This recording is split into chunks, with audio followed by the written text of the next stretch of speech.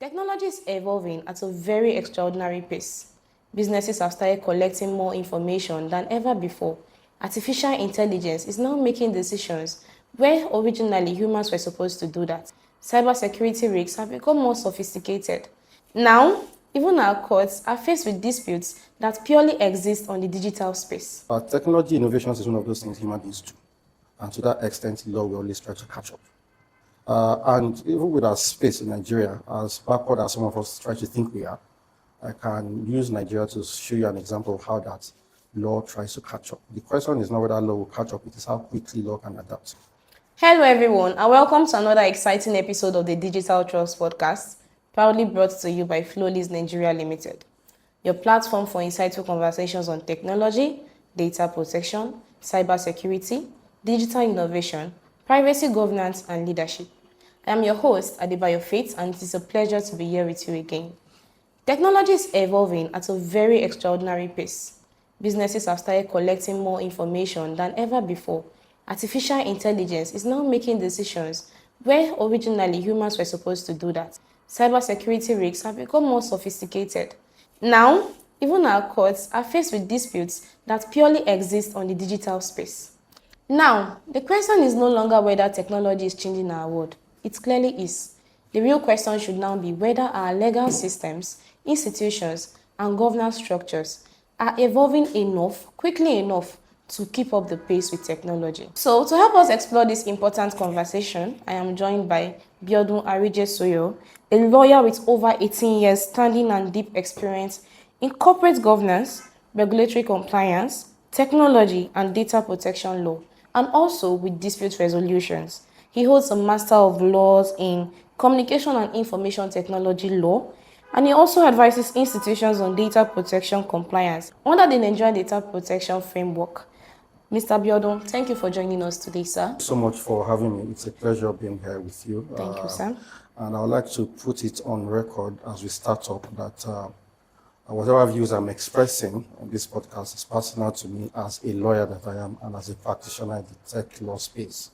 So it doesn't personally represent the views of my organization or people that I advise. I just thought to put that out there for our listeners too. Thank you. All right, so I would like to begin with what I feel is one of the biggest questions facing the modern society. Historically, the law has always responded to change. Technology, however, does not wait for legislation. So it moves first and asks questions later. So do you think we are now entering an era in which innovation is outpacing the way the law can regulate it? All right. The straight answer is yes. Now, I will say it this way. Law is made for man, not man for law. So law will always catch up with men. Technology innovations is one of those things human beings do. And to that extent, law will always try to catch up. And even with our space in Nigeria, as backward as some of us try to think we are, I can use Nigeria to show you an example of how that law tries to catch up. The question is not whether law will catch up, it is how quickly law can adapt. And I think we're not doing it badly. So an example that comes to mind would be this data protection concept. All right, sir. Before 2019, there was nothing of such. We only knew that you have a right to privacy under the Constitution. Yes. And that's just it. But 2019 came, we have a data protection regulation. As a regulation, it couldn't do much. Some people can boycott the process. Eventually, we ended up with an act in 2023. So, regulation and law will always try to catch up as it has done. So, privacy is one. Another example that comes to mind, most recent for me, would be digital assets and cryptocurrency. Yes, sir. The Securities and Exchange Commission recently got an amendment to the Investment and Securities Act that now recognizes virtual assets, digital assets, and cryptocurrency. So these are two most recent examples of how our laws in Nigeria have been able to catch up.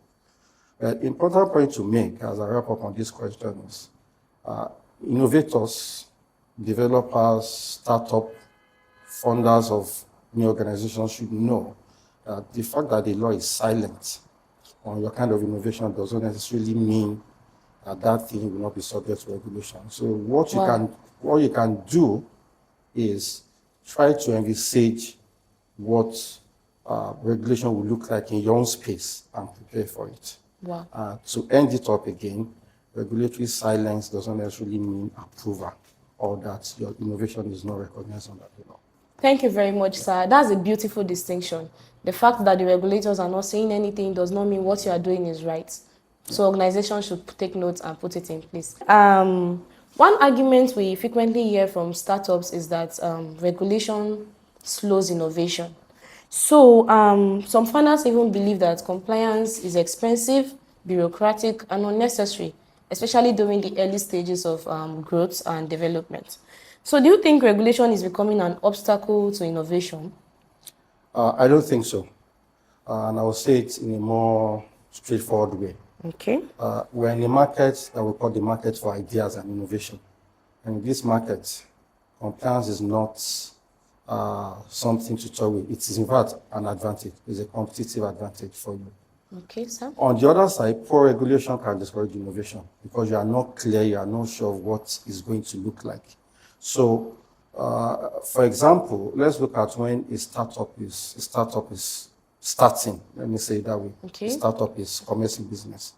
You want foreign investments. You are looking for funders. One of the things those people do is to do certain things we call due diligence. One on the corporate side, you want to check whether you are registered with the Corporate Affairs Commission, for example. Yes. If they've checked, that's a compliance matter. You must be registered. If you are not registered, they won't deal with you. On the technology side of things, for example, if your business has to do with data, people now take it seriously that they want to be sure that your country has a working data protection regime and that you're also compliant with that data protection regime. So when they check some of these things and you don't have it, you probably lose such deals. So I like to say it this way, that compliance is not a tax you pay when you are growing a business. It is actually an investment you make into credibility for your business. So from day one, you must build compliance into your design, into your business, so as to avoid regulatory scrutiny later. So, and I like to end this way. It's far cheaper to start compliance by design from beginning than for you to start bringing it in as a retrofit when you have regulatory breaches and regulators come knocking on your door. We are indeed honored to have you here today. It. Thank you very much for that beautiful response. Thank you. So we know that artificial intelligence is now influencing recruitment, lending decisions, the health sector, even the education. Yeah. And it also affects even legal research. You are into the field. Sure. Now, some people describe AI as something, another technological tool, and while others see it as something that is fundamentally different because AI makes decisions that affects people directly. Yeah. So from your own legal perspective, what concerns you the most about artificial intelligence? One word, accountability. Wow. When you have AI is mostly automated decision making. When you have, for example, a system that makes a discriminatory decision against engaging or employing somebody for a job, or you have a software that helps a loan platform to make decision as to who do we give loan or not, yes, and reject it, or some other software that gives wrong medical advice to somebody who just goes to Google to search. Accountability asks the question, who is responsible? Is it the person that developed the software? Is it the board of that company that developed? Is it the user? Or is it the algorithm itself? So these are things we need to have clear framework on. And this is what I call the AI governance framework that tries to apportion responsibility to who and who. So one of those questions I posed just now, the Nigerian law can answer it, for example. One of them is that you can't blame algorithm, for example. In Nigeria, if somebody commits an offense, it's either a natural person. If you want to sue somebody, you have to sue a natural person or what we call a juristic person. Natural person is you and I. Yes. Juristic person would be organizations. Okay. So AI cannot be sued. Algorithm cannot be sued. So you cannot say that AI did it.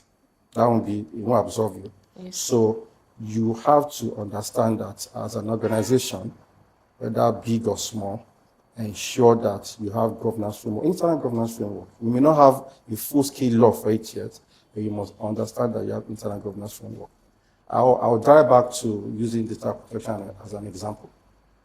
when you do automated decision making, Yes, sir. processing data, for example, you have an obligation to let the data subject know. They have to be aware. So those are just some basic things. You have human oversight in your organization. When AI does something for you, monitor it. AI tools, they will tell you by themselves they can make mistakes. So let there be human oversight. Let there be impact assessments. Try to have audit trails within in-house that you can work with. And in fact, that way, regulators will ask these questions. And if they come knocking on your door, you have something to show that, okay, I'm trying to comply. So to answer the question again, the one word that we should be concerned about is accountability when it comes to artificial intelligence. Thank you very much. So organizations have to be accountable whenever using artificial intelligence. Yes. Thank you very much, sir. Okay, I would like us to discuss about something almost everyone experiences, but very few people understand. When we visit online websites, we see every day we just click accept without even knowing what we are doing. We agree to privacy policies and we share our locations, we share our photographs online. So we give away personal information without almost thinking about it. So do individuals genuinely, do you think from your perspective, do you feel individuals genuinely exercise informed consent today? Or has privacy become something that people simply surrender just because of convenience?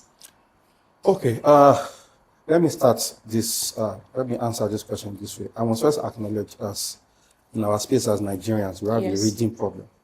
Exactly, sir. A lot of us just go online, just that time, just scroll down. So some people even want to claim they don't have a reading problem, or they will just scroll all the way down to that end, accept. Okay. What did you scroll? You don't know. Now, to answer the question, I will say this. Under the Nigerian Data Protection Act, consent is what applies to what you're talking about. When we go to website to click accept. So consent as a basis for processing data. And now when you give the consent, there are certain conditions. It must be freely given, it must be specific, it must be informed, and it must be unambiguous. It must be very clear. Okay. Now, the Act also goes further to say that the consent cannot be inferred. It can't be implied consent. So the fact that I'm silent doesn't mean yes, as we tend to argue. Okay. So people say once you are silent, it means yes. That's not the case when it comes to data protection. And of course, when you also have power imbalances, I give an example, employer-employee, or law enforcement that arrested somebody. The person is already in your net. That person can't give you proper consent. So the deeper point to make is that consent itself, even when you meet all these requirements that the NDPA has given about consent itself is just 1 out of 6 lawful basis for processing data. Okay, we always argue that it is the weakest of them. Why? It can be withdrawn. And everything you build on that consent will go. The other things you can look at as basis, you have contract, you have legal obligation, you have vital interest, you have legitimate interest, and you have public interest. So you always should try to find other basis for your processing activity, not just consent. And for data processors and data controllers, while I've made the excuse that a lot of us don't read, the fact also remains that you should find other basis for processing. And when you are relying on consent, ensure that that consent is freely given, is clear, is unambiguous, and the person have it in mind that your data subject can at any point withdraw the consent. So my short question for an organization should not be, don't just say whether the user or the data subject ticked yes or agreed or said I agree. What you should do is to find the right lawful basis for every processing activity. And by doing that, you must show it. Keep records of your processing activities, document processing activities, and if you do that, you'll be good. And for the data subjects at home, people are listening. For you at home, you're a data subject. You have rights. Yes, sir. You have the right to object to processing of your personal data. You have the right to correct your personal data. You have the right to withdraw your consent. You even have the right to report now any wrongdoing. So what are we reporting to, sir? It's Nigerian Data Protection Commission. NDPA. Yeah, the handles. All right, sir. It's your right. It's an entitlement So take it as such. Thank you very much, sir, for that beautiful answer. Let's move into the cybersecurity aspect. You know, for many years, cybersecurity has been seen as the responsibility of just the IT department. So today we are seeing regulators, investors, and even stakeholders asking different questions. So I would like to know, do you think board of directors should now treat cybersecurity as a governance issue rather than just the responsibility of the IT team? The answer is yes. I'll just say straight. The answer is yes. Okay, sir. Cybersecurity, data protection, data privacy, all of those things put together, they are no longer for your IT department. They expose you to risk. And anything that exposes you to risk as a business has become a governance issue. Most definitely. You have most organizations, they have departments called risk management. So before now, you have that risk management focused on maybe issues of finance. The technology has become one of those things that you must put under your risk management department. And once you have risk management, technology is part of it. It becomes something that you discuss at the board level. That has become a governance matter. A practical example, if you are to use data protection as an example, we know that if one of the sanctions that the Data Protection Commission can impose on a controller, data controller or processor that has some infraction is, I believe, 10 million, if I'm correct, 10 million annually of your 10% of their annual of your annual revenue, or 2%, whichever is higher. So when you calculate what that money is and you lose it, that should make you sit up. So you don't want to lose money. Don't forget, I said people tend to look at risk management from the perspective of losses in financial terms. So we've been able to link something like data breach, cybersecurity incidents, to financial losses. That should make every organization sit up and know that in 2026, cybersecurity, technology matters, data protection has to be a governance issue. In fact, if I can say, you want to have somebody who is an expert in that field on your board to guide and advise you. So it's not something to toy with. Looking at the example of data protection, when you are done with the sanctions and the fines, you also have a lot to spend when it comes to remediation. Because NDPC will tell you, this is what has happened, this is what you need to do to fix it. You are going to do remediation. You are going to suffer reputational risk and damage. Some customers will tell you they don't want to do business with you again. Look at the bank, for example. The data breach happens with the bank.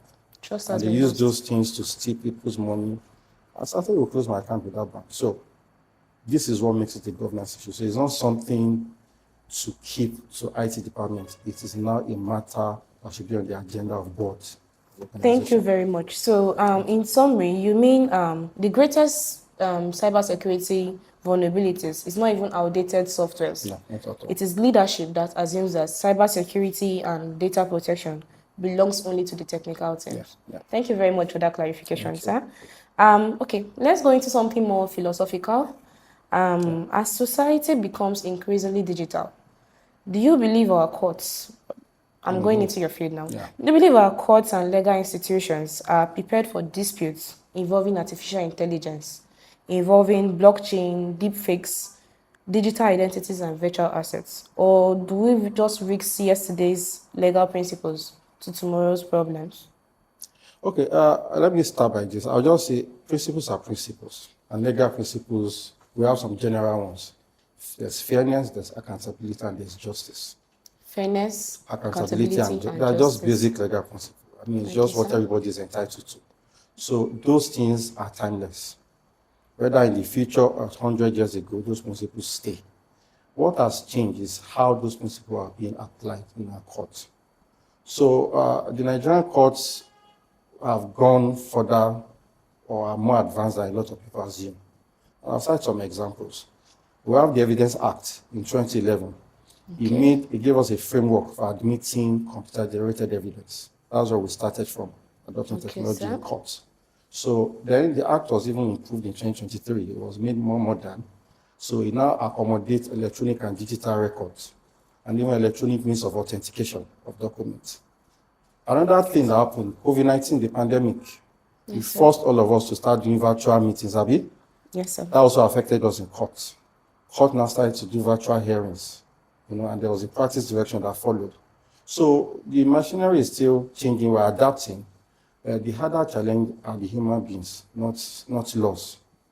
The dispute we are going to be dealing with tomorrow, they are going to be the AI system that they've caused the laws. We want to use a deep fake in an evidence.